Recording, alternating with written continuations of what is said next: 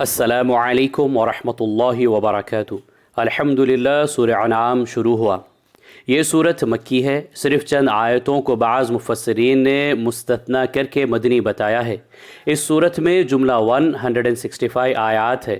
ان حضرت صلی اللہ علیہ وسلم کی مکی زندگی کے آخری زمانے میں یہ صورت نازل ہوئی، جبکہ آپ صلی اللہ علیہ وسلم پر اور صحابہ پر سختیوں اور دشواریوں کا ہجوم تھا۔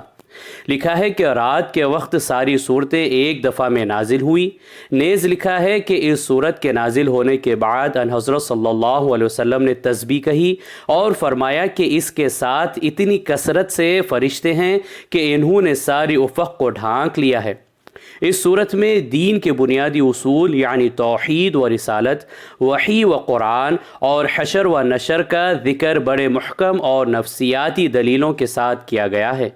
اعوذ باللہ من الشیطان الرجیم، بسم اللہ الرحمن الرحیم۔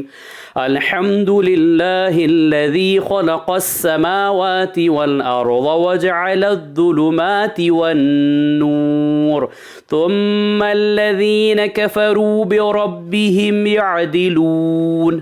سورہ انعام آیت نمبر 1۔ شروع کرتا ہوں اللہ تعالیٰ کے نام سے جو بڑا مہربان نہایت رحم والا ہے۔ تمام تعریفیں اللہ ہی کے لیے لائق ہے، جس نے آسمانوں کو اور زمین کو پیدا کیا اور تاریکیوں اور نور کو بنایا۔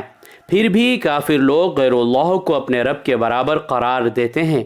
صدق اللہ العظیم، اللہ عظمت والے نے سچ فرمایا۔